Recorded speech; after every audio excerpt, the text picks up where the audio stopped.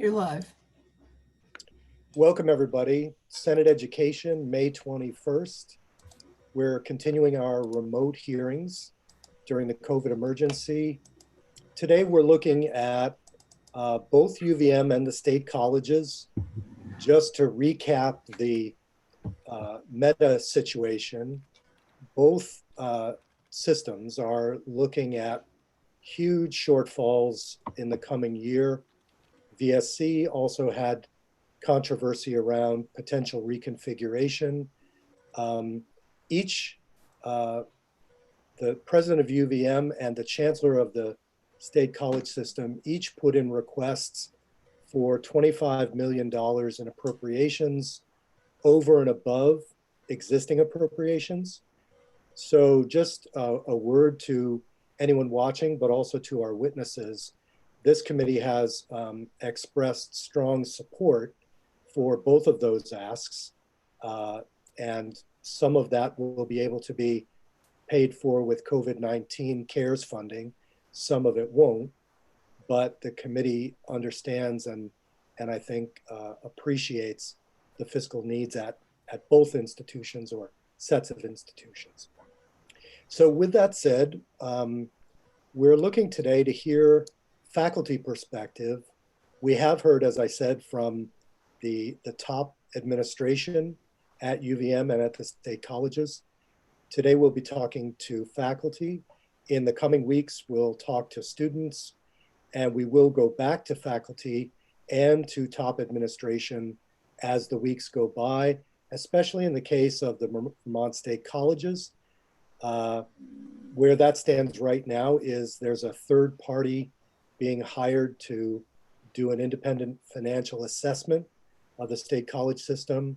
On the basis of that, the legislature will determine funding to bridge for the coming year up to the stated figure from Chancellor Spalding of $25 million.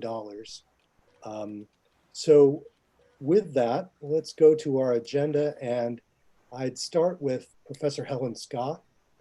And I just want to say, in full disclosure, I teach at the University of Vermont. I teach in the College of Arts and Sciences. I'm a member of AFT, and those are no secret, those affiliations. With that said, there is controversy at UVM over funding within the College of Arts and Sciences, and I believe that's where we'll start today. Welcome, Professor Scott. Thank you. Good afternoon to everybody, and thank you to Senator Baruth and all of the members of the committee to give us this opportunity to testify today. The University of Vermont is a deeply unequal institution with great wealth concentrated at the top, but widespread poverty distributed at the bottom. There are extreme pay differentials. Top administrators make high six-figure salaries, while many staff earn well below a livable wage.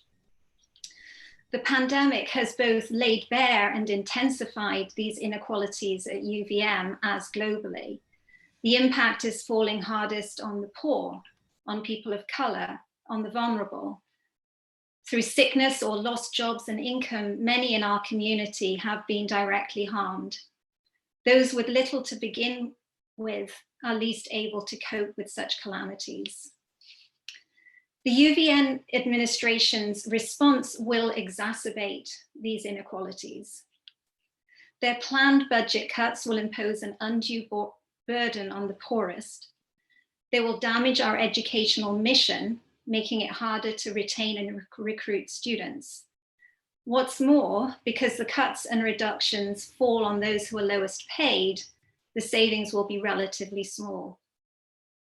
This approach will bring maximum pain with minimum gain. The leadership of UVM has not presented us with a clear strategy. They have not explained the nature of the fiscal crisis or how much they need to save or why. Their messages about the state of the budget have been contradictory, and their approach has been piecemeal and uneven. But the common thread is that those with the least will suffer the most. In my college, Arts and Sciences, The Dean has announced a hiring freeze on staff and part-time faculty and a 25% reduction for many lecturers.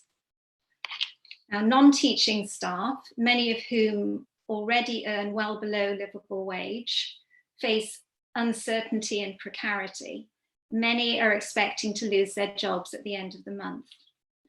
Part-time teachers are similarly in jeopardy. They teach essential courses for little compensation.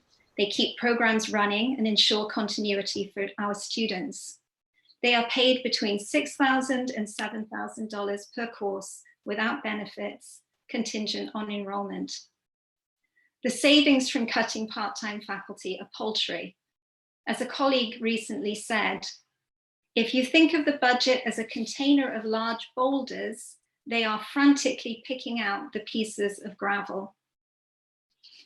Lecturers who make an average salary of around $60,000 face a 25% pay cut that will bring many below the livable wage. These cuts will also hurt tenured and tenure-track faculty who will be expected to take up the slack. In my department, English, we are scrambling to cover more than 20 lost courses. In addition, the Dean has cut stipends and course releases for faculty who direct special programs. These include programs that are central to our commitment to equity and diversity, sexuality, gender and women's studies, Jewish studies, and critical race and ethnic studies. These cuts will damage our programs, our students, and our morale. The administration's approach is the product of the corporate model that has come to dominate higher education.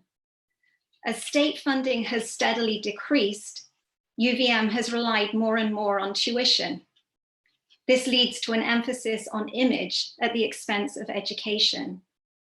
We have seen the inflation of student tuition costs, exponential growth of high-paid executives and managers, investment in amenities, branding, and consulting over teaching and learning, a board of trustees with little or no academic background, a centralized decision-making that excludes unions, faculty, staff, and students. One of the most dramatic shifts has been the sea change in faculty positions.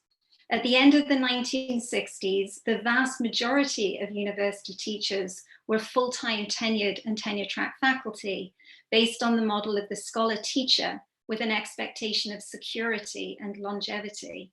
Now, non-tenure-track faculty, lecturers, are the majority. These lecturers, who do twice the teaching at half the pay, are highly qualified but receive no institutional support for research, service, or advising. At the same time, therefore, the workload of the shrinking body of tenured faculty has increased. The administration's regressive and damaging cuts are the logical outcome of this model. At this time of unprecedented crisis, we need an entirely different approach. We should protect faculty, staff, and students and invest in the lifeblood of our institution, which is the pursuit of knowledge. The administration of UVM should tap into the considerable wealth of the institution and come up with alternative budget models. If, after taking these measures, UVM is indeed in fiscal crisis, then it should be saved by state funding. But such money must come with anti-austerity guarantees. The point of a bailout surely is to stabilize the economy and protect the community by saving jobs and investing in our youth. It must not be used to sustain six-figure salaries, perks, and country club memberships for an elite top administration.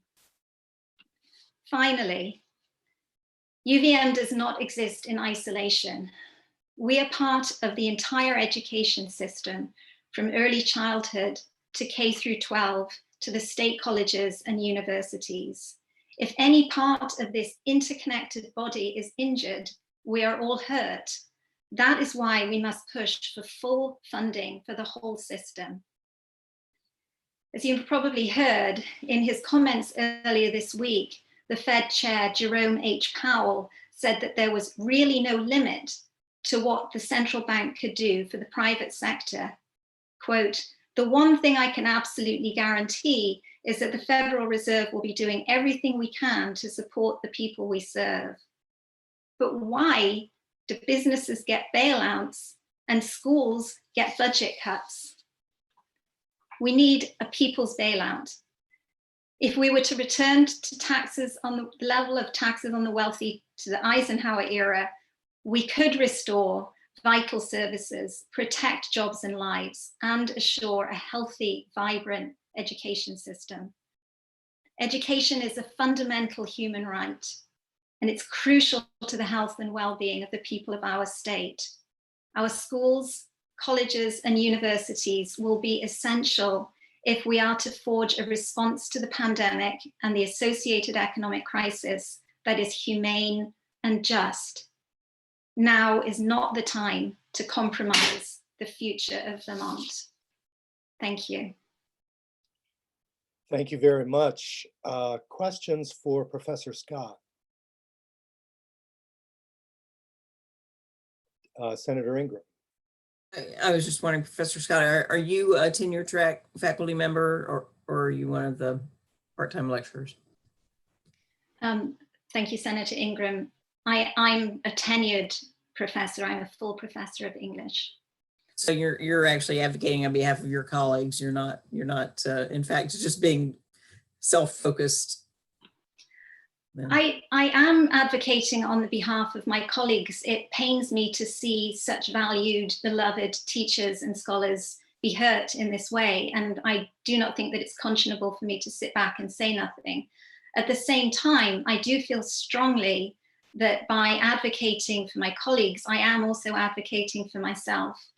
Because as I've tried to explain, the turning of full-time tenured faculty positions into part-time and non-tenured lecturers is part of a bigger process, which I think is damaging to the well-being of all of us. And I also know that my course load will increase with no extra pay as a result of these cuts.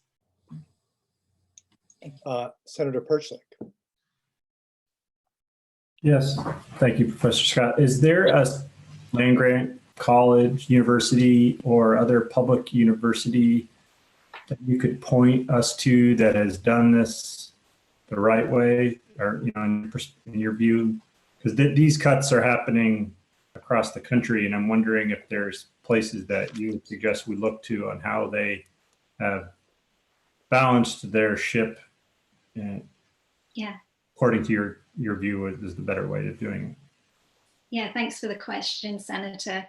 My colleagues are at this moment researching that very question, and I believe that Professor Kornblue is going to look at some models that will help that. I'm an English professor, so as you imagine, budget design is not my strong point, but we are actively looking at other models so that we can share them with our administration. Thank you very much. So not seeing any other questions, and with a full witness list, let's then move, if we can, to Professor Kornblue and welcome. Please feel free, Felicia, to introduce yourself or jump in anywhere you like. Okay, can I be heard? Yes. All right, very good. So thank you so much for hearing us, Senator Baruth and everyone on the committee. I'm going to probably read more of my testimony than I ordinarily would if we were all together in Montpelier, for the benefit of those who may be watching on YouTube. But I do want to start with two framing points that aren't in my written testimony. And the first is just to say, we love our university, and we're so proud of the work we do, educating Vermonters and non-Vermonters alike in critical thinking and research and other skills. And we absolutely think that you should help maintain a robust system of higher education in Vermont. So under different circumstances, the fact that the Vermont Senate is considering and the legislature in general is considering $25 million for the University of Vermont and the Vermont State Colleges would be the most welcome news. And even under these circumstances, we do want you to sustain the University of Vermont, and we want the institution to survive. And we also want to talk to you about issues of equity and fairness and democracy. So the second point is, we may not know all of the policy levers that are available to you as you work with the University of Vermont to help sustain its finances, and also to help it be true to its values and Vermont values as it does so. There may well be things that you know that we don't know, but we're just willing to work with you and to ensure that our university is proceeding according to the values of democracy and fairness. So that having been said, I'm a tenured professor at the University of Vermont and a former president of our faculty union, United Academics. But today, I'm here just as a member of an ad hoc group of concerned members of the UVM community that we call UVM United Against Cuts. This group formed just 2 weeks ago in response to the draconian, unfair proposals that UVM administration put forward just as our spring semester was ending. At a time when UVM's top administrators could have provided solace and a positive vision for the future, when they could have drawn on the amazing work that my colleagues did in saving the spring semester by pivoting rapidly to online instruction. And they could have underlined the value of our humanistic and scientific research in a time of great national crisis. Instead, we were appalled to discover them offering a cramped vision of UVM as a hierarchical institution in which those who are closest to our educational mission are asked to bear the brunt of proposed budgetary cuts. Members of our group, UVM United Against Cuts, come from a cross-section of the faculty, tenured, non-tenured, full-time, part-time. Our group also concerns students, includes students who know that their educations are imperiled when courses are cut and faculty are mistreated. And it includes UVM alums and community members who know that UVM plays a very special role in our state, and that when any employees are underpaid and disregarded, we're all at risk. We've been driven to act by the administration's hypocritical talk about shared sacrifice. As we see it, there's been plenty of proposed sacrifice, but no sharing. The president of our university, Suresh Garamella, has pledged to cut his base salary from $480,000 a year to around $440,000. Although that's just his base pay, his real compensation is more like $630,000 a year. Several deans have offered modest cuts in their own pay of around 8% per year. And at the same time, by contrast, the deans of the Colleges of Arts and Sciences and the Rubenstein School of Environmental and Natural Sciences have informed 72 of their non-tenure track faculty that their workloads will be cut from 100% of their usual number of courses to 75%, with a concomitant cut in their income. The average salary, as we estimate it, of 72 top executives of UVM is $251,000. The pay cut needed to produce $1.1 million in savings from the ranks of these highest paid university employees is 6%. So 6% of the highest earners would give us $1.1 million. That's the same amount of money that would be raised by a 25% cut to the 72 non-tenure track professors. By contrast, the average annual compensation for these professors is $59,000 a year. And if administrative proposals succeed and their income is cut by 25%, then it will drop to $44,000. So we ask you as elected officials of the state of Vermont to demand 4 things of UVM's administrators before you approve the dispersal of additional state or federal funds to help weather this period in our history. Number 1, open the books. The administration says that all these cuts are necessary because of the effects of COVID-19. And certainly we don't want to underestimate the pandemic's impact on the society or potentially on UVM's finances, but we can't judge the administration's claim because they refuse to reveal the complete figures that are driving their proposals. So you must insist to the administration that they answer the question, what is the bottom line number that they are seeking in savings and why? They must share all relevant financial data with the university community. and use those data as the basis for engaging in deliberation and negotiation with representatives of the UVM employees who may be asked to accept cuts. And here I'm thinking particularly, although not exclusively, about the labor unions that we have chosen democratically to represent us in negotiations with our employer. Number 2, chop from the top.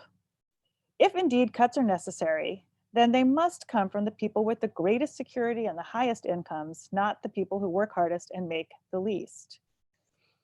And here is where I have some information about comparative situations, comparative universities. The administration tells us that its proposals are unavoidable, but we know that, for example, at the University of Wisconsin at Madison, a very excellent land-grant university with a fine research program, the chancellor has instituted a 15% pay cut for top administrators and a program of progressive furloughs. So those making over $150,000 a year will take the most furlough days, and those making less than $50,000 a year will take the fewest. We're also aware of the situation at Longwood University, whose president took a 25% reduction in full salary, and each of whose vice presidents took a 20% cut. All other reductions for the following year are to be progressive, with those earning the least facing the lowest cuts and those earning the most facing the highest cuts. That's unlike the UVM approach, which is precisely the reverse. Those at the top taking the lowest percentage, and those at the bottom taking the highest percentage of cuts. Number 3, use all available funds. If this is a crisis, then we must insist that UVM treat it like one. The administration, in consultation and negotiation with representatives of all the stakeholders, must access endowment and other funds that exist to sustain the university in extraordinary times. Financial resources don't exist in a vacuum. They exist to preserve our educational and our research mission, to serve our students, and to ensure that everyone in the UVM community is compensated decently for their labor.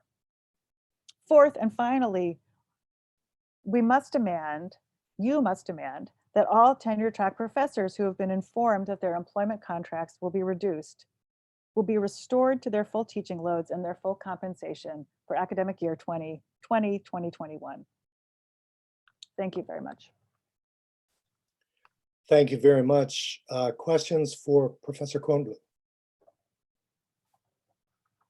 Senator Hardy. To unmute myself. I don't know if this is the right question or if you're the right person to ask, Felicia, but I'm wondering if what the enrollment estimates are that the college or the university is using for the fall based on the impact of the COVID crisis and what the class size estimates are, given that they have determined that they are going to try to do classes in person. My assumption is that both you'll have a lower enrollment because fewer students will choose to come back, but that your class sizes will also likely be smaller because you'll have to accommodate social distancing. So I'm wondering how that is playing into what they're communicating to you regarding the budget situation. Yeah, that's a great question. So there probably are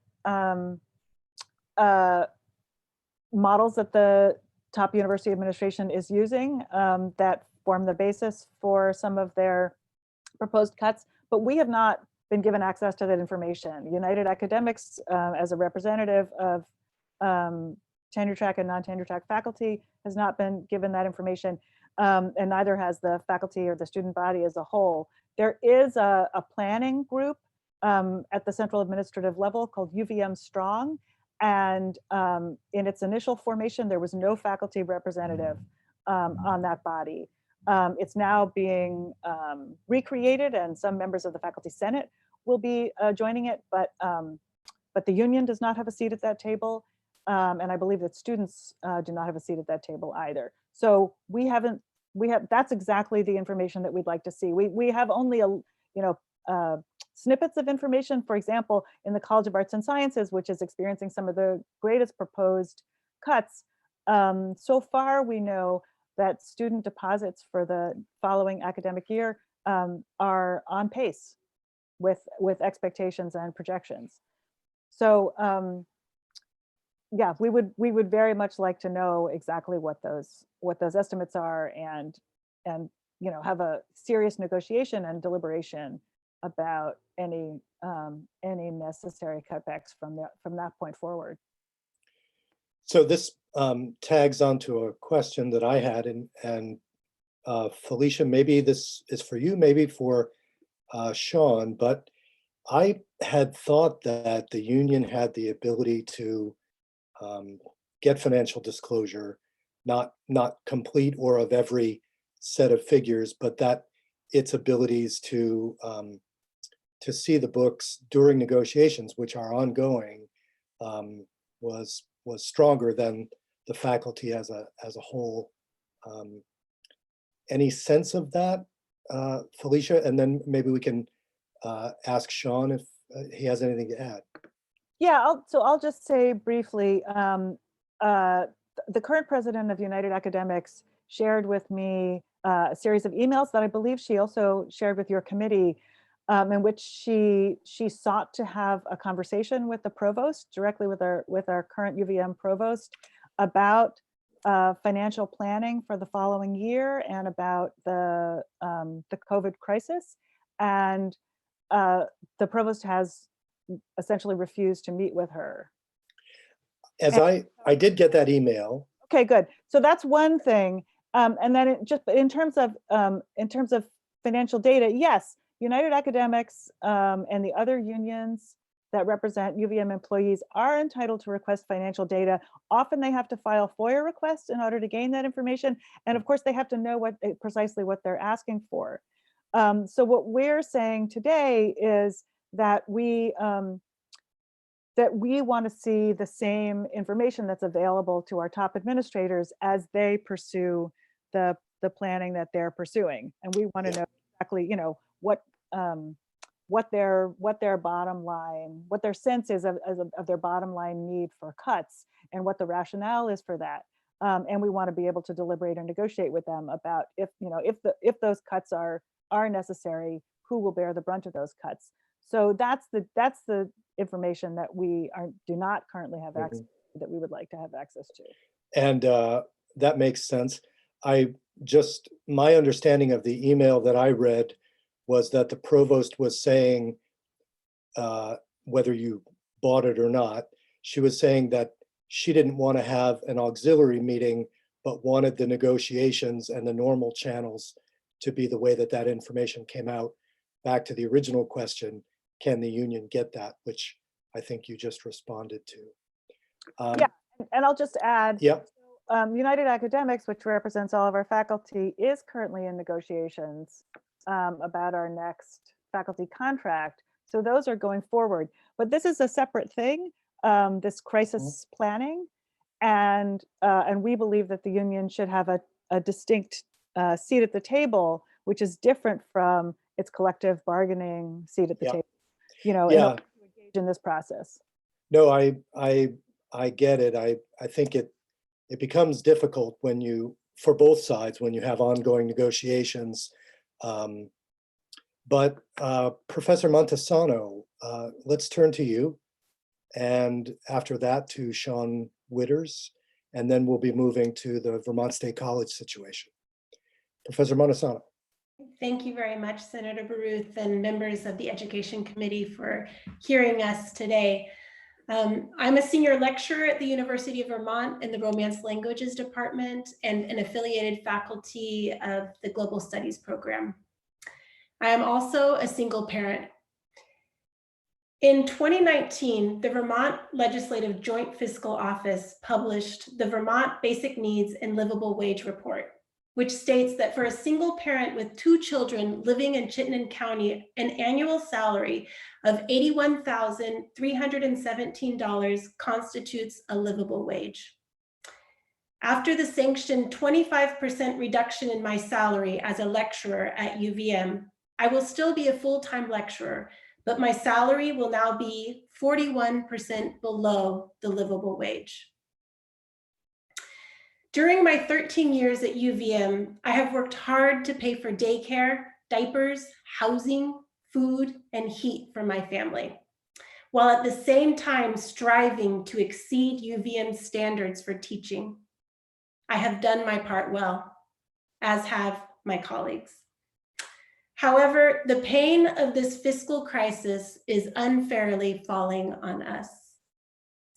This fall, I will be paid 75% of my salary while teaching a full course load. I'm not sure how I'm going to be able to work my full-time job at the university and find time for a part-time job that will make up the difference in pay, especially during a pandemic. This pay cut means food and housing insecurity for me and my girls. What would a 25% pay cut mean to the top earning administrators of the UVM community? Would it mean food and housing insecurity like I face? The numbers tell me that clearly it would not. If indeed we are facing a fiscal crisis, then the administration's lack of transparency only adds to the financial peril of the state as a whole. The disproportionate cutting of salaries by the administration is undermining both the UVM community and the Vermont economy. A state university should contribute to the economic vitality of the community in which it operates. After working so hard for 13 years, I have only recently been able to relax about spending money. Now, after this 25% cut to my salary, I am right back where I started. If the burden of these cuts falls mostly on the lowest wage earners and thrusts us onto public assistance, it means decreased spending power of hundreds of Vermonters. Less money spent buying clothing, purchasing homes, going out to restaurants, and supporting local businesses. These cuts won't just hurt the staff and lecturers at UVM, they will hurt the Vermont economy. When I look at the institution that I work for, this doesn't make sense to me. A 25% cut to my salary at UVM yields hardship, frustration, and pain for me as a single parent. More proportionate cuts from the top earning administrators' salaries would not affect them as these cuts affect me. I believe in the public university system and its mission. I know from personal experience that higher education is a great equalizer. I believe that Vermonters expect a state university to be run in accordance with the ethics that it teaches. I should not have to put myself into financial instability in order to educate our Vermont students. UVM is making cuts without being transparent. Your legislature is doing its best to hold the state accountable to transparency during these times. Please hold UVM to the same standard. Thank you. Thank you very much. Questions for Professor Montesano? Senator Hardy. Yeah, thank you, Professor Montesano. Again, I'm not sure if you're the right person to ask this question, but I'm wondering what the administration has said. The focus has been on faculty, but have they announced also similar types of cuts for staff, for non-faculty staff members who work for the university, and how have they laid that out? If I don't have the right information here, one of my colleagues can jump in, but as I understand it, staff are in a holding pattern right now. They're not being told either way, but some of them are anticipating maybe being cut by the end of this month. Has the university announced how much money they're trying to cut, or a percentage they're trying to cut? They're just, no. Okay. Or you don't know what it is? Okay. Okay, with that, thank you so much. Sean Witters. Please feel free, Sean, to comment on anything that's been said or to make an entirely new proposal and presentation. Thank you, Senator Baruth, and thank you, everyone else. It's really an honor to be here and talk with you. I want to say that part of the reason I'm here also is because of the courage of the faculty that are here that are speaking up about really surprising situations that I don't think much of the public really has a good insight into. The assumption is we teach in higher education and therefore we're paid as well or better than secondary education folks. And that always isn't the case. And I'd just like to really highlight my colleague, Professor Montesano's moving testimony in this regard. And also note that to date, I believe she has not heard back from President Suresh Garamella in this open letter that she wrote to him, which is incredibly moving, and which I think you would do well for everyone on the committee to read carefully and consider as we think about the ethics of education in Vermont. I'm a senior lecturer in the English department. I'm faculty in the College of Arts and Science and also in the Graduate College at the university. And I'm really here today to speak about my experience of returning to and trying to stay in Vermont, a vital issue for our state, especially under the present conditions. As my colleagues, Professor Scott and Kornblue have detailed, COVID has not just created inequities, it has revealed and compounded inequities that have existed for a long time.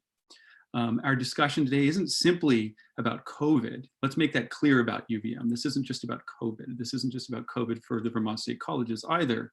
What has been revealed, particularly at UVM, as in what I'm seeing, are gaps between UVM's intended or expressed or taught values and institutional practices. And we need to talk about what this means for the state of Vermont and what it means for Vermonters.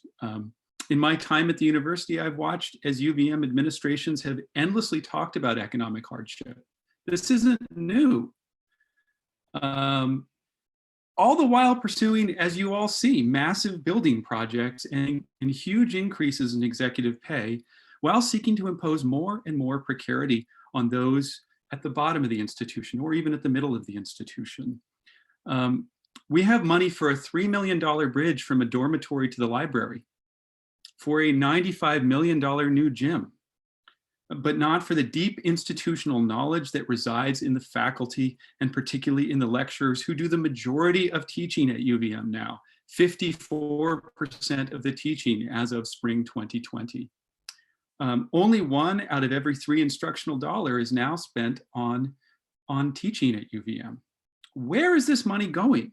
What priorities are really guiding such planning? We need a clearer picture, which is why we're asking UVM to open its books and to reaffirm its principal commitment to faculty governance.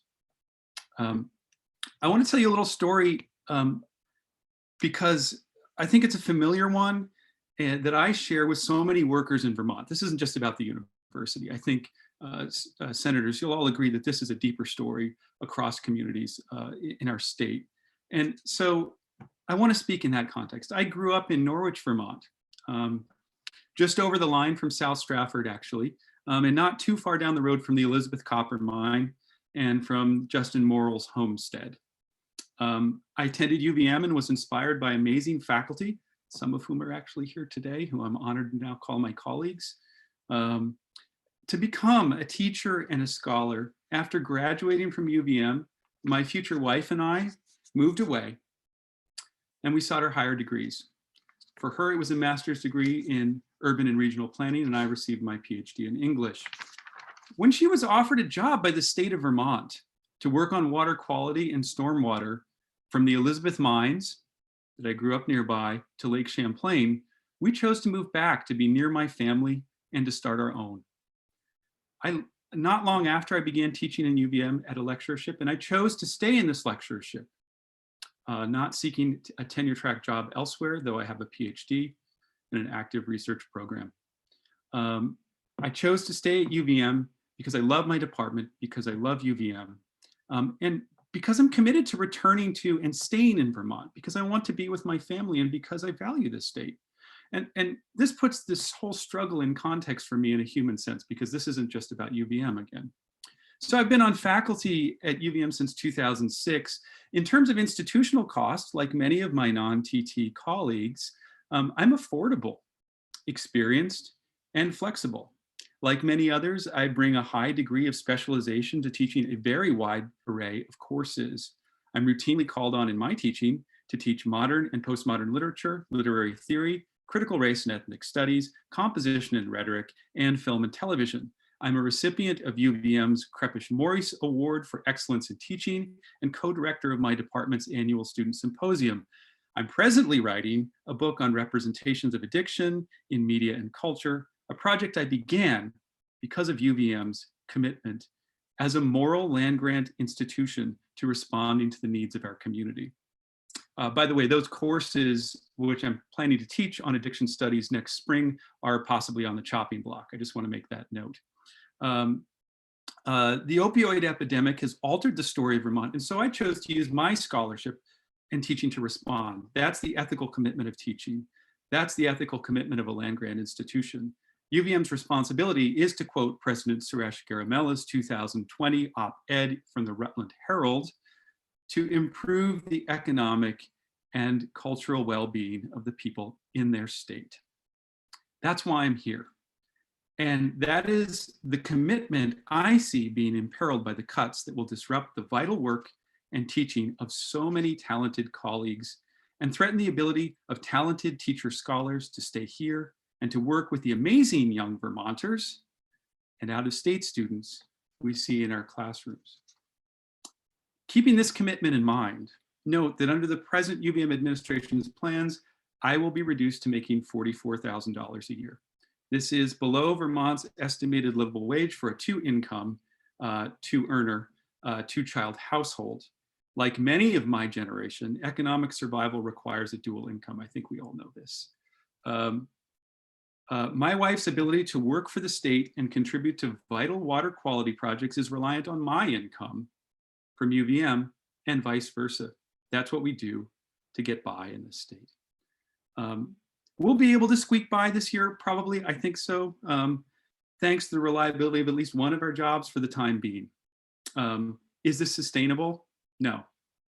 And I have to tell you, I'm not just worried about income loss here, I'm worried about my job. Under the prevailing vision of UVM, where cuts always come from the bottom first. I know that I'm not alone in this, and I know that for my part-time colleagues especially, this is actually already reality. All right, so the part-time faculty have already been cut. Their jobs have been turned to staff attribution for the fall, and these are going to be redistributed amongst the faculty, increasing workload, decreasing advising time for faculty, decreasing time we have to spend with students. And for me, my commitment, the reason I won the teaching award at UVM is that one-on-one commitment to students, that kind of work that everyone here I know deeply values their educations.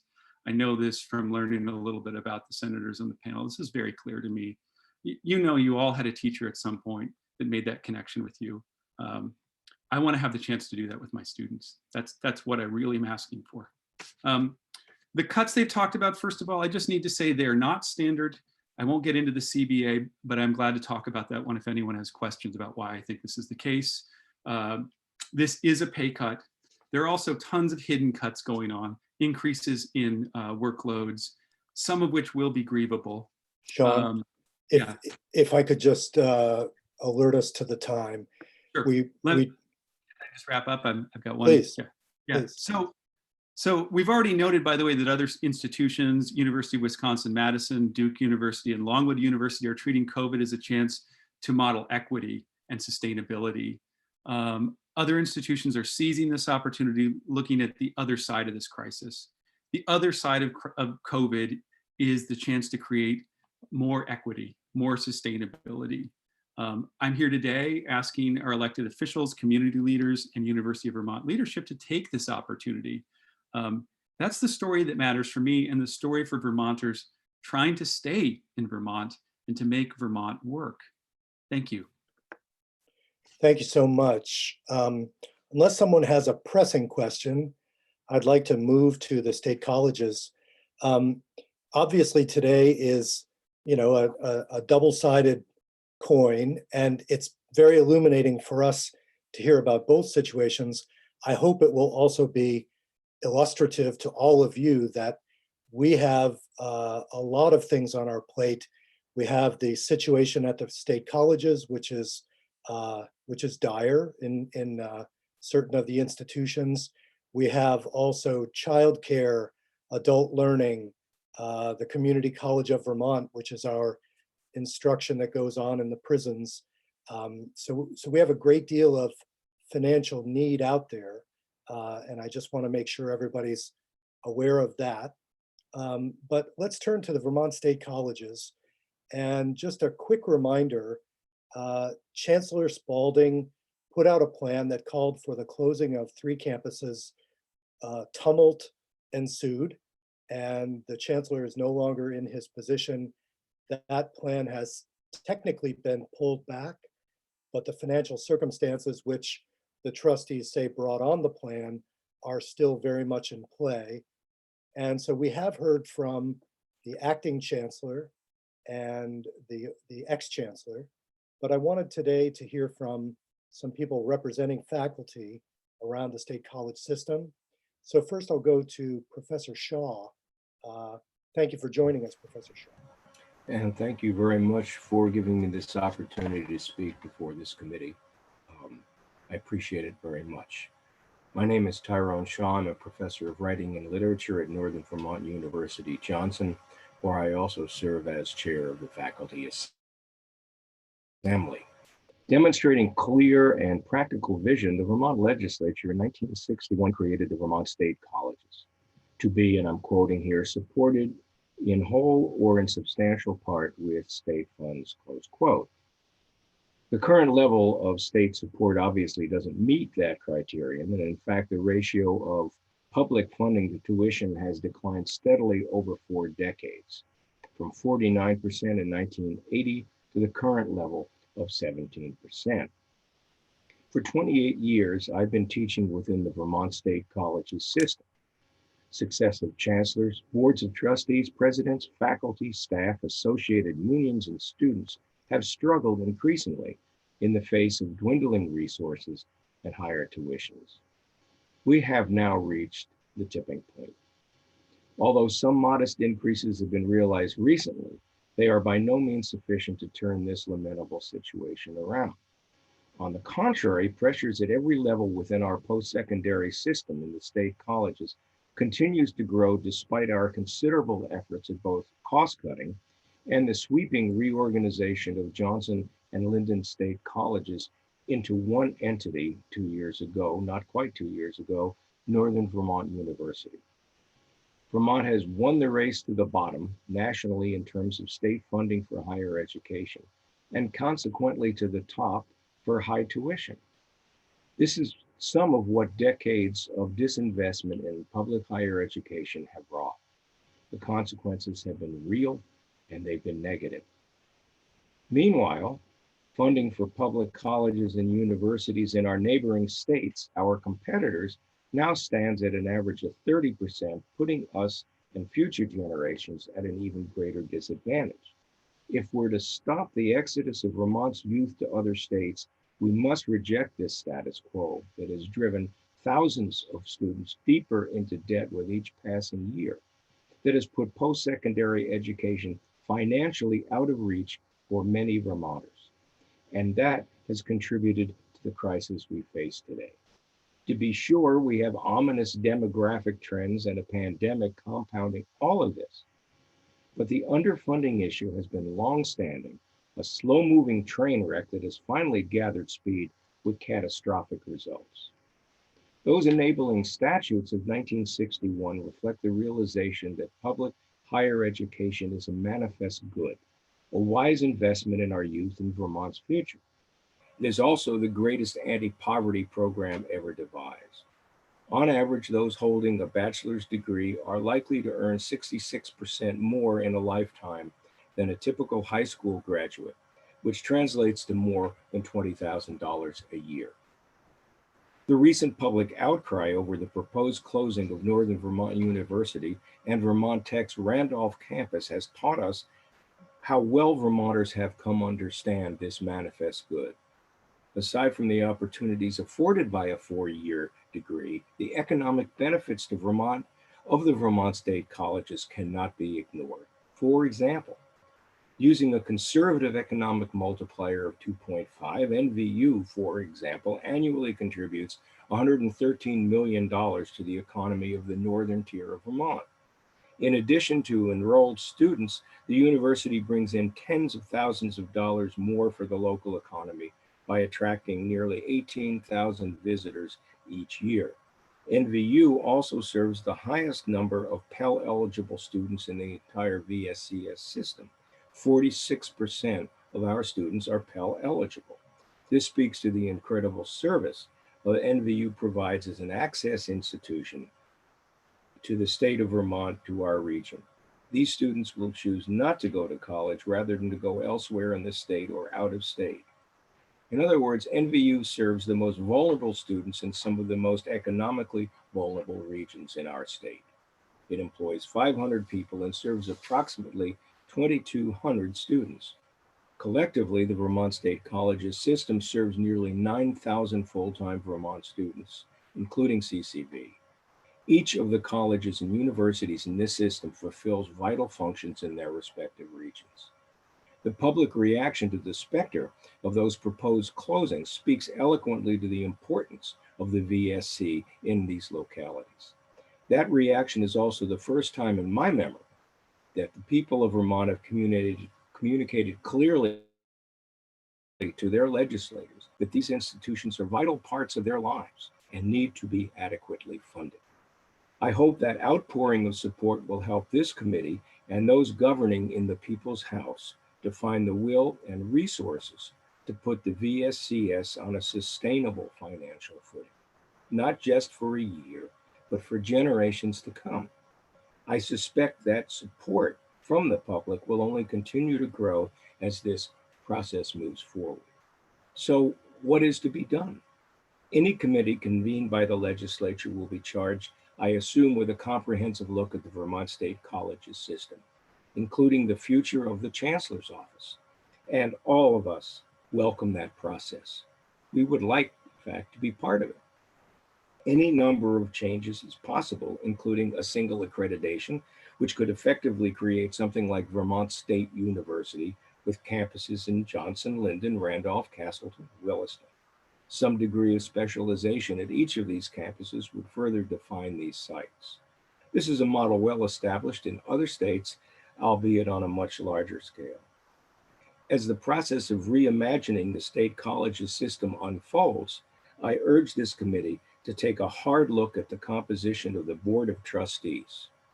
I do not mean to impugn its integrity or its dedication, but this board, along with the Chancellor, the former Chancellor, has undermined public confidence in both NVU and Vermont Tech through the white paper fiasco last September, when rumors of the closing of the Linden campus surfaced, and most recently with the former Chancellor's proposal to close NVU and the Randolph campus of Vermont Tech. Serious harm has been done to these institutions and by extension to the system as a whole. All of us in the Vermont State College system recognize the need for fundamental changes within our system and within the respective institutions.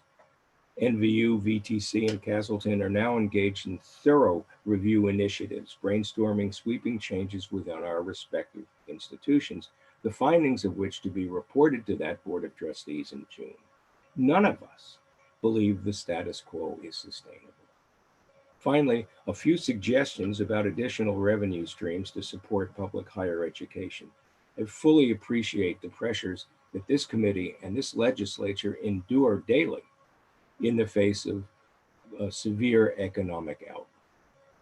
First, would it be appropriate to consider public colleges and universities as an extension of K through 12? How could a K through 16 context change the funding picture? A former senator has proposed raising the purchase and use tax by 1/4% and directing that money to the state colleges. By his estimate, based on Vermont Department of Taxes data, that would yield upward of $4 million annually. According to the National Association of State Budget Officers, in 2015, 1.7% of Vermont's budget went to fund higher education, while 2.9% went to corrections. I'd like an update on those figures, but that's the best that I can offer this committee today.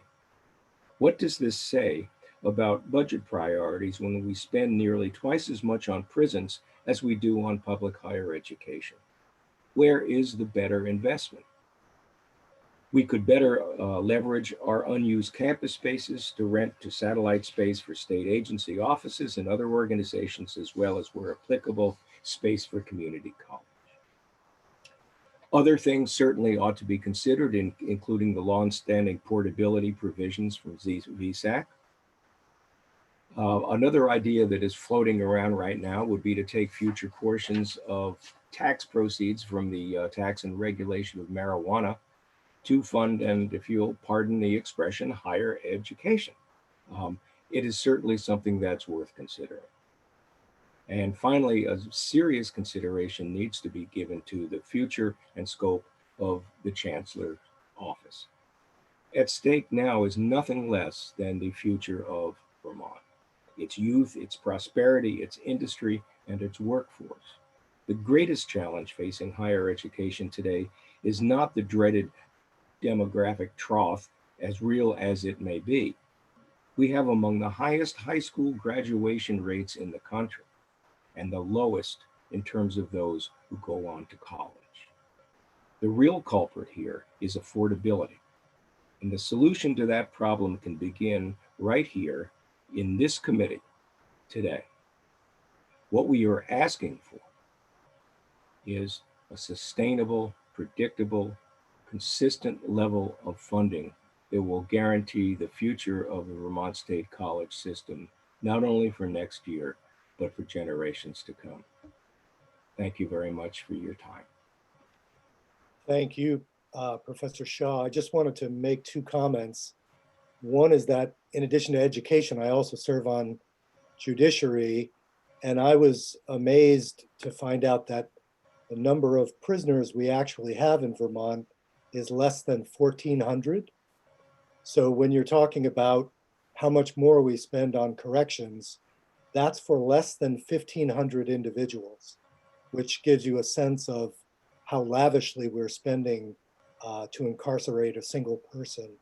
Not lavish in the sense that they enjoy being there, but in the sense that our system is designed to consume a huge amount of money. Let's see. Can't come up with the other thing I was going to say, but questions for Professor Shaw? Oh, I remember. I have tried to make it our unofficial motto in this committee: tax, regulate, and educate. And we worked, Senator Hardy and the committee worked on a bill trying to move some of the tax and regulate money into free college or at least greatly reduced tuition for college. I'm still pursuing the idea outside of tuition just as a direct revenue stream for higher ed.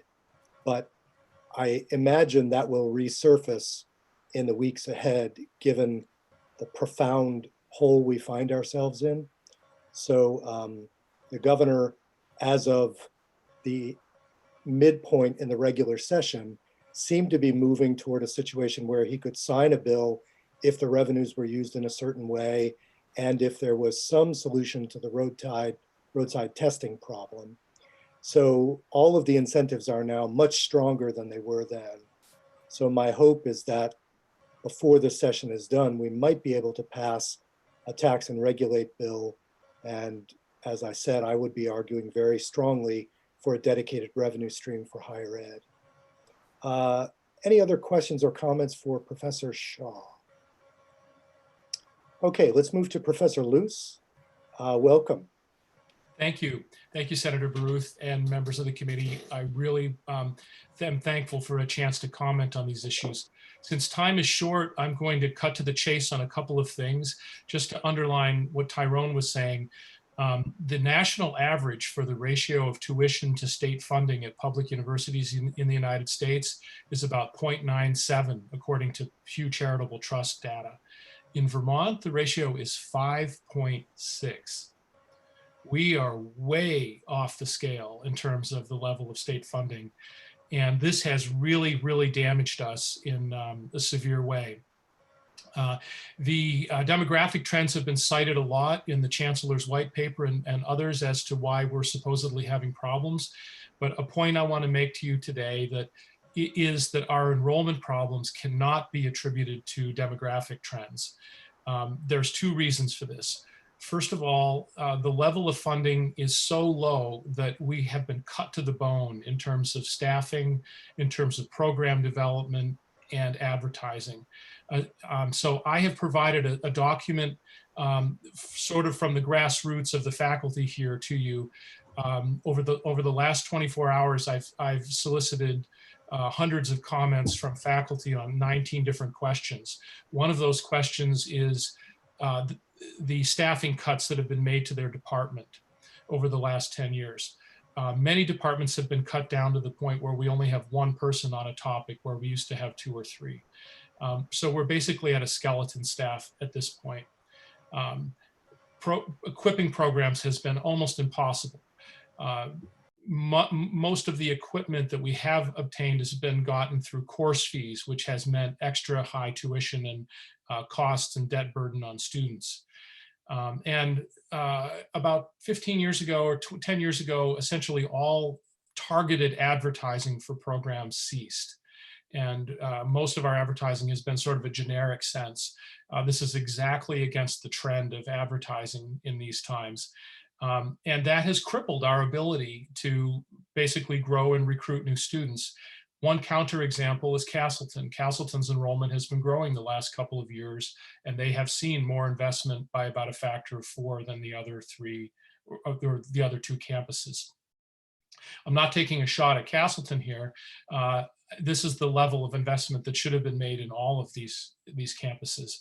And I think they provide a good illustration of what is possible and what should have been done. So there's this fundamental issue of this, and we are now at a crossroads where we're hanging in the balance. We're facing a really difficult time this fall with what to do with the COVID crisis. So what I want to appeal to you to say is the following. NVU and VTC in particular need some extraordinary and specialized help to get through this crisis intact so that we can continue. If we downsize another 20–25%, and this is, I think, supported in all the faculty comments that I've submitted to you today, or most of them, we will essentially become non-viable as a university, especially as a 2-campus university. That will essentially be our death knell, I think. So I would advise you to hold the line against that as strongly as you can. If you don't, we will lose a tremendous number of programs that have been built up over many years, that are well known, that are extremely well run and efficient and attractive to people, and really just need a little bit of help to be able to advertise properly and staff properly. On the issue of the consultant that's been hired, there's a lot of skepticism among faculty, I think, about this. And I think the root of it is that bringing in an out-of-state consultant who doesn't really know us well, who's going to only be paid about $17,000, I think it's hard for us to imagine that that person, even if they're well-meaning and professional, could really have any real sense of the value of the state colleges to the local communities and all the issues and detailed issues that we face. It would probably take something more like 10 times that amount of money and time to really get a handle on that. And I think there's a general concern that what might be happening is that those that would like to see the state colleges dramatically reduced are essentially furthering their agenda by bringing in somebody who's more or less known for cutting programs and not really seriously looking at what's really good for the state. So that's our concern. As Tyrone said, though, I think all of us are open to ideas about how to improve things. This is what we do. In fact, we've been working at trying to make things more efficient and to revise our programs and consolidate, especially during this merger, to improve the colleges. So we're no strangers or opponents to change or improvement. I think just the concern is that the the push to have us restructured right now may be deriving more from a motive to cut us down in size and possibly put some of our campuses out of business than it really is to improve us. So I would just strongly urge you to look very carefully at the real intent of things and what happens. As far as efficiency goes, if you look at what has happened over the last 10 years, we have already significantly downsized. Lyndon in particular and Johnson, I can't speak, I don't know the numbers as well for VTC, but for NVU, we've decreased about 20%, something like that in staffing. This has been this attrition of faculty that has brought us to this sort of bare bones point. And in the process, we've also gotten very highly efficient. I think it's a testament to our efficiency that we've been able to survive with this level, with this ratio of tuition to state funding and in this competitive environment. We've actually been doing pretty well, actually, considering that very low level of funding. So I would urge people to take that as a sign of health, actually, and believe in us and look for that extra special boost that's going to help us survive through the crisis that we're facing this fall. I'd like to finish by mentioning I've been looking into this issue a lot about what we should do this fall. I'm a scientist, I'm a physicist, I'm a very hardcore data-driven, science-driven person. I try not to let my politics or biases or even self-interest get in the way of my thinking. I don't personally believe that it's going to be safe for any campus to open in the fall in person. And I'm very concerned that what we're going to see is campuses saying that they're going to open in person in the fall in order to latch on to students. We're going to see kind of a bloodbath of people trying to steal students from each other.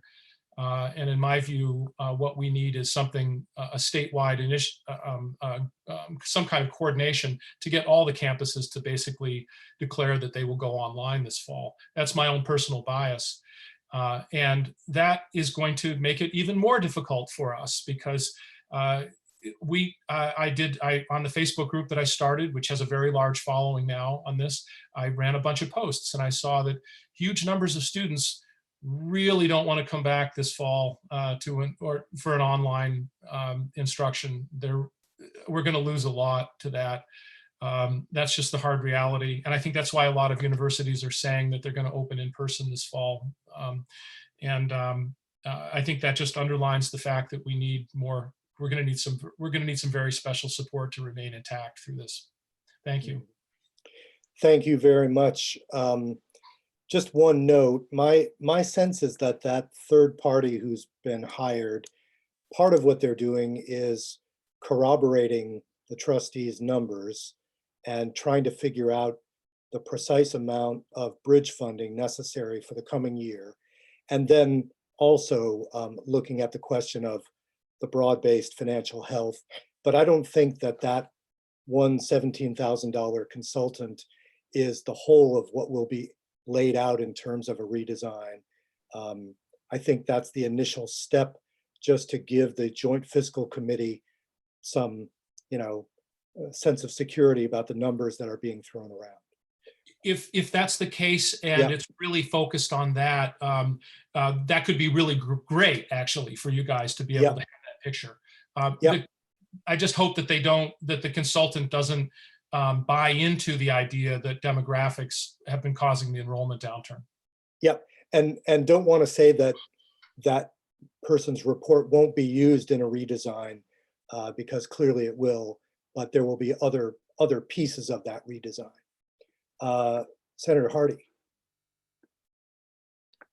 Yeah, I thank you for saying that, Senator Baruth. I just want to underscore that, and I think it's really telling the difference between the Vermont State College system and what we just heard from UVM, where there seems to be a lack of data that's out there in public on what's actually going on with the finances of UVM. And we hear them saying we want more data. And that's exactly what we're trying to get about that will be public for the Vermont State Colleges so that we as a legislature are able to make more informed decisions about the funding situation, especially given that we're in a position where we don't have total flexibility over the funding dollars that we have with the federal funding. So I think it will be helpful to have that. And I don't see it as something that would be used to just shut the campuses down. I have been calling for repeatedly having a broad-based discussion about higher education across our state, including the state colleges, CCV, UVM, and our independent colleges, to make sure that we're really looking broadly at this situation and including everybody in that conversation. So I will continue to push for that, even beyond trying to get a plan for keeping the Vermont State Colleges open for next year. Thank you. I think that will come as a great relief to all the faculty watching this today. Thank you. And thanks very much, Ruth, for saying that. I just wanted to say as well that, you know, in some way we're talking about impacted financial problems produced by underfunding over decades, and then the overlay of COVID-19. I thought it was interesting to hear that you personally, as a scientist, are not convinced that campuses can open safely. I know that UVM is shooting for in-person opening with asterisk of procedures in place to protect public health. What those will actually look like, same with the K through 12 system. If you have 25 or 30 kids in a classroom normally, and you're going to open safely, is it that we will do shifts with, 15 people in person on one day and then having those 15 people be remotely the next day, or some variation, hybrid form of online and in person? We really don't know yet, either K through 12 or higher ed. But that's the big unknown, is to what extent will enrollment be driven by last minute decisions about public health? So just one other general piece of knowledge for everybody watching. We are working right now on a budget adjustment to adjust the budget that's already in place. Then we're working on what's known in the legislature as the skinny budget for the first 3 months of the coming year, because no one is confident that if we tried to do a year-long budget, it would be accurate 4 months out. So we will be back in the end of the summer to finish a yearly budget. So in other words, we're dividing the budgetary process and the appropriations process into 3 parts. And all of those are going to be determined by the best public health and estimate models that we have in place at each point. So with that said, let me move to Joan Richmond Hall.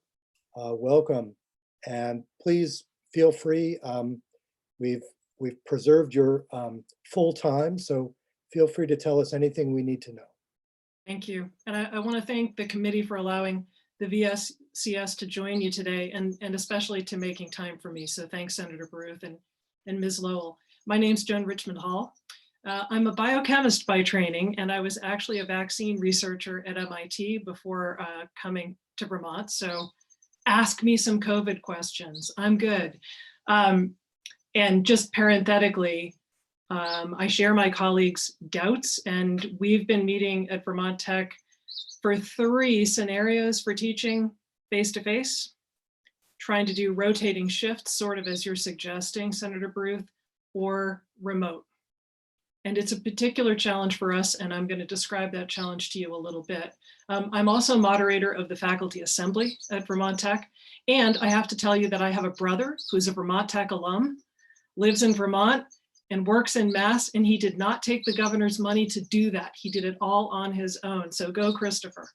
So I'm going to start by just giving you a short picture of VTC, because I'm concerned, and many of my colleagues are concerned, with some recent press that portrays us as carpentry, dairy, and diesel. And that's not false, but it's not who we are. It's not the truth of what we do.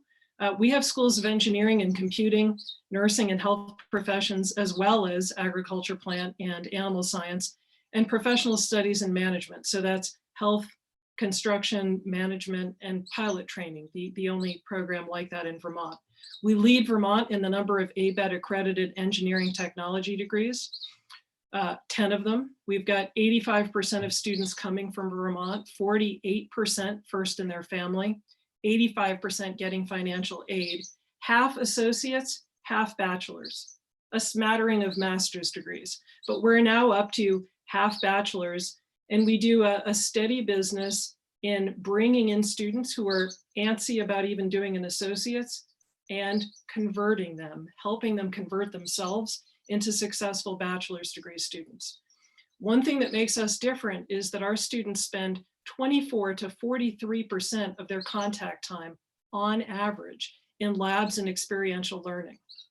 So to duplicate that under COVID conditions is an extreme challenge, but we are going to make maximum use of this crisis to find a way to do that credibly and with high quality, and that should allow us to expand the access of these high quality, highly skilled, highly technical programs to a much broader swath of Vermonters. That's part of our way to beat the demographic cliff.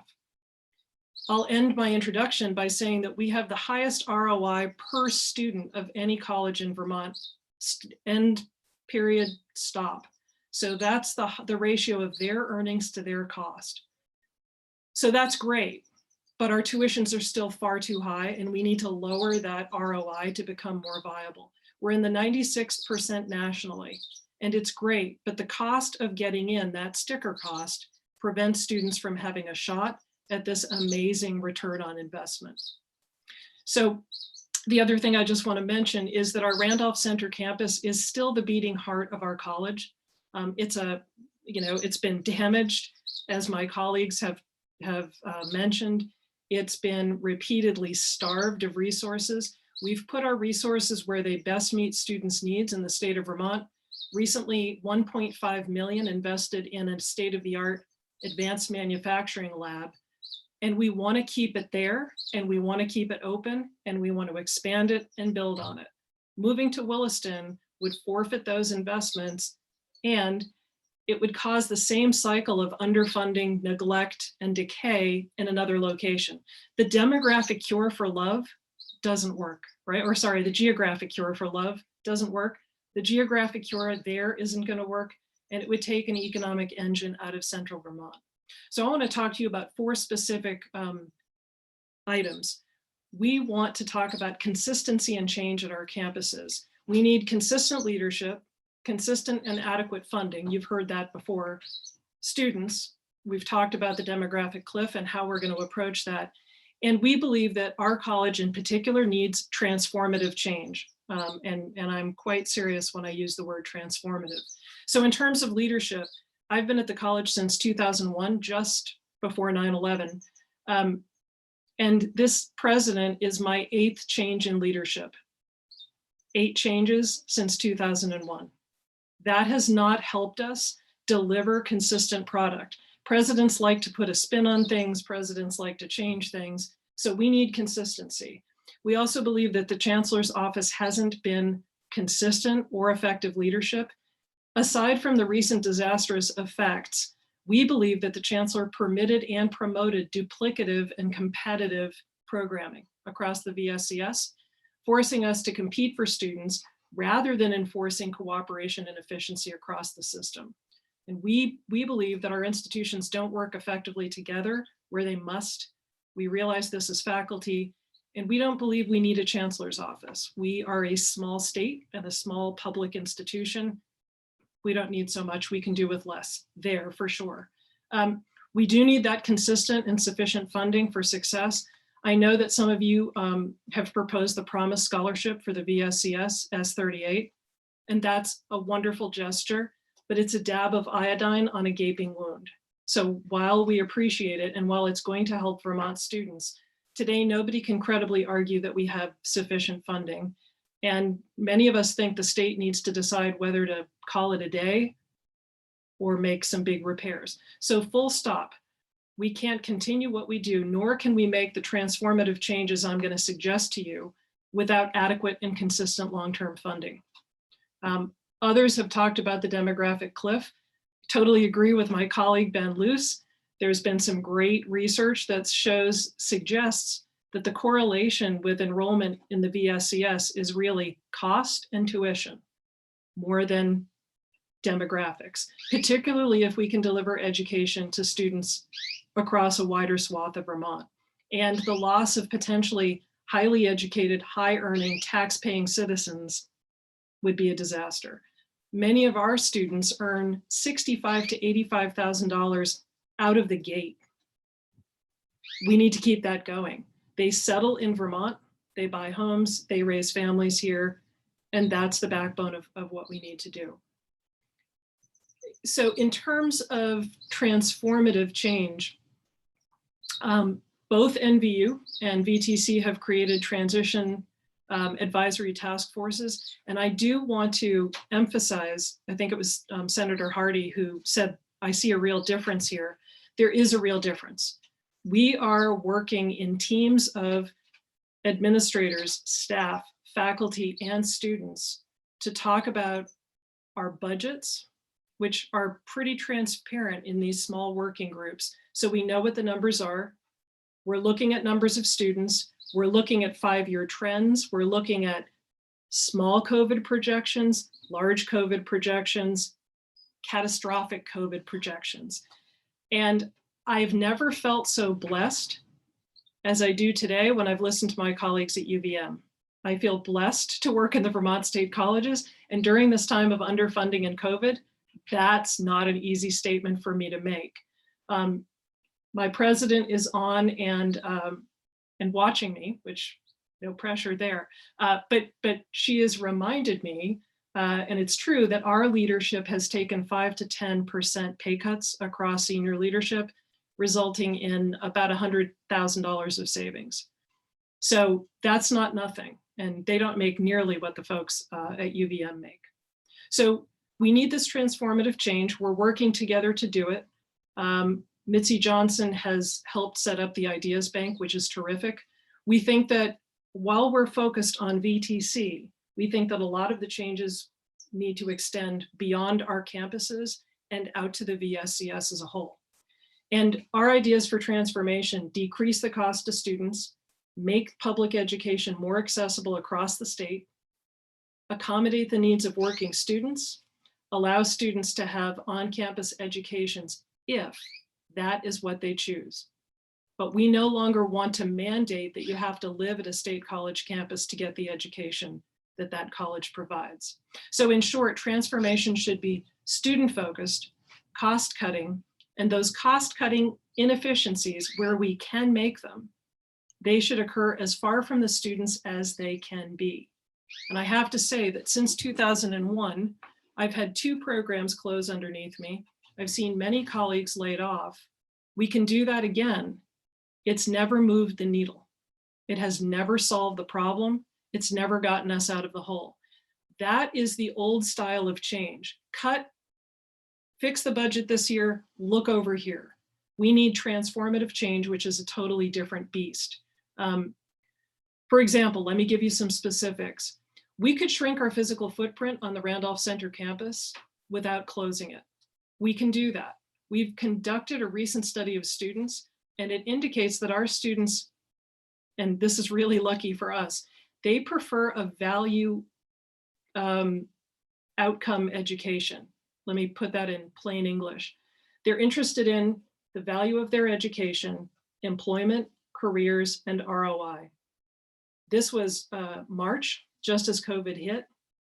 They're stripping down their expectations. They want to know that there's a job. They want to know that there's an education. We can give them face-to-face instruction, being part of a cohort, networking with their fellows, living on their own, being part of a college community. We can give them that on a slimmed down campus. The VSCS has never been about frills, and we don't think we're going to need that to be successful in the future. Now, so that's infrastructure. Administration, we believe that Professor Richmond Hall. Sure. I just want to, we are coming up on 4 o'clock, at which point I will lose 2 of my committee members. Okay. So I had hoped to conclude by then. Yep. Can you in another minute or 2? I can. Yep. Let me talk about, so a couple of quick things. We think we're over administered. There's a Chronicle of Higher Ed that suggests that our ratio of administrators to students is twice the average, national average for public higher education. So we think we should look at that. Let me talk about instruction and delivery, because that's, I think, why you really want us here. So here's what we're considering: improving remote delivery with a focus on consistency and labs, the quality of lab instruction. Low and no residency versions of our highly technical programs that deliver great ROI. So that should allow us to increase accessibility for non-traditional students, decrease the need for commuting, decrease the need for dorms, at least in the short term. Year-round delivery in trimesters to shorten the time to graduation. That may help us lower expense. Hybrid delivery to combine small classes and sections across our many locations. Offering senior highly technical courses, junior and senior, on an every other year basis to lower instructional costs. We think we can do that and still be effective. Consolidate programs for a smaller menu. We're considering a 2-on, 2-off residency. There is a freshman, low residency for your sophomore and junior, back as a senior when you need us to help you find a job. We're looking at students buying laptops for consistent and reliable remote learning while not having to maintain computer labs where they're cheek to jowl, COVID. And we're looking to change the way we do varsity sports. We don't think we can continue to pay for that, and COVID won't allow it. Should it be a special fee? Should it be sponsorships? Our students want to focus on esports. We have mountain biking and skiing close by. We can get them into our communities. I want to end by saying that we really think that the campuses of the Vermont State Colleges need to provide 2 essential services. They need to be local places where you can sit and get your education. They need to specialize and have home programs that the other campuses don't have. Yep, and remote delivery will allow us to do it all. And I'll send you some notes. Thank you. I can't hear you. In the Senate, we have something called a time certain, and that's what we're up against. But I did want to have 2 minutes to thank everyone and to let you know that this is not the only hearing we will be having. We had some students who wanted to be heard, and I begun a list of those so that we will at some point hear from students. We will also, as the weeks go by, we will be looking at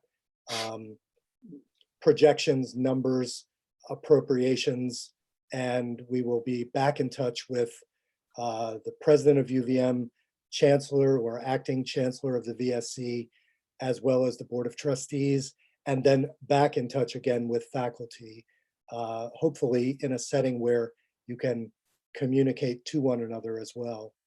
So thanks again so much. We have your submissions and we will look at those in addition to your testimony. We are now going to transition to 15 minutes of mandated brainstorming about what we did well and what we did poorly in terms of the emergency. Feel free to stay with us if you like. Feel free to drop off if you like. And Debbie, I know you have to go. Corey, I assume you're ready to begin taking notes. So Debbie, if you and Ruth can send Corey emails, that will be great with your lessons learned. So I still have Corey, Andrew. I think Jim left. Jim left? That's our quorum. Well, we can brainstorm without the quorum, and maybe you can be in touch with Jim, Corey about anything he might have. Yep, sounds good.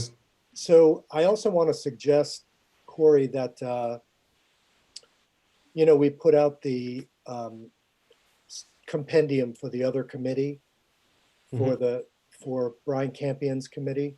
Do you still have a copy of that? I do. I can add that as well. Yeah, I was thinking, we might as well just give them a copy of that. That contains our thinking about what went wrong with the childcare system and the subsidy that they used, the subsidy structure. Andy, do you and Corey have other things that immediately come to mind? But a question for Corey, is that is it what we, the Senate / legislature, or was it we, the state? So originally, I think it was what we, the Senate, operationally, but what we're getting from reports from other committees, it's we, the state, as well. So I think we're looking internally, how would we address a similar situation? You know, basically, we're given about 3 weeks to do this task, as you know, and we're just kind of looking what happened. We want to document something, so when we dig into this, if we dig into this more in the future, we have a reference to come back to. So I think the big piece here is focusing on the process. Obviously, education was an issues that we heard about in the education system that you know, we can keep on a list that maybe we address in a future legislative session. You know, how do we look at, you know, pre-K-12, you know, distance learning and stuff like that might be an example. But I think it's really think of like bullet points and kind of notes of things that worked well and didn't from a committee perspective, but also the issues that we have jurisdiction over. Yeah, you know, at this point, it seems so painfully obvious, but in terms of testing, you know, this isn't the educational system, but in terms of testing, it seemed like the prisons and nursing homes were two places where we should have pushed for immediate across the board institutional testing, and tests weren't available.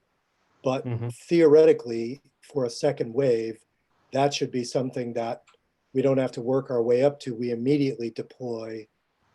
In other words, if the governor lifts the emergency order, then in, you know, October reinstates it, I feel like immediately at that point, they should have a plan for immediate institutional testing. And, you know, there should be a plan to test schools as well. I don't know what their metric is going to be. If a teacher or a student turns up COVID positive, do they test the entire school population or not? But I know if I'm a teacher or a parent of a child in that school, that's what I want.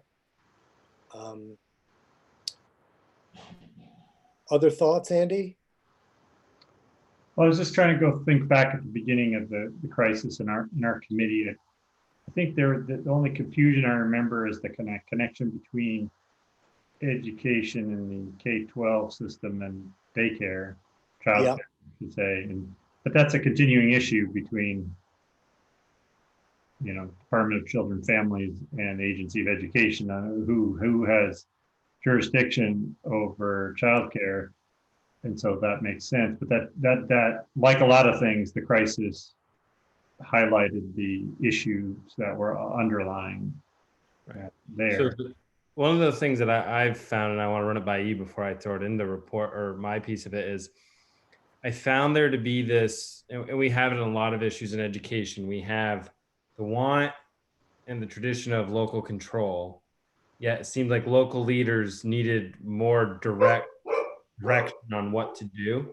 Yeah. You know, they were kind of given frameworks, I find, in some things, but they weren't like, well, this doesn't tell me anything. It gives me a framework. And I don't know, I know sometimes it's this balance where they get mad and Montpelier's telling us to do something, yet I feel like at times they were thirsty for more information from us. And so I know that's a large issue in itself to distill, but that's where I found a lot of tension in all of this was between that and, you know, because I remember talking to some teachers being like, well, do you want us to tell you what to do? And then you're going to say you don't have any control and we don't listen to you at an individual level. Or do you want us to give you a framework to make those choices on your own? And you know, that. Well, and we're running into that now with masking. Right. You know, should there be a statewide policy? Should there be a community to community policy? You know, Tim's obviously going to push that to the forefront of the Senate's agenda in the next couple of weeks, unless the governor steps forward and does it himself. But, you know, it's an uncomfortable discussion to have if the governor's not behind it, because people can accept an executive order. They cannot accept the governor and the legislature being at odds with one another over a public health issue. So I don't know how you square that circle. Yeah, so I just want to make sure, Corey, that when you work from that report that I wrote, if you could make sure to highlight that childcare problem, that asking parents to pay half tuition for a service they're not receiving. You know, it barely made sense the first time we did it in the teeth of the emergency. It will be completely inexcusable if we do it again, because we know that that's a financial need.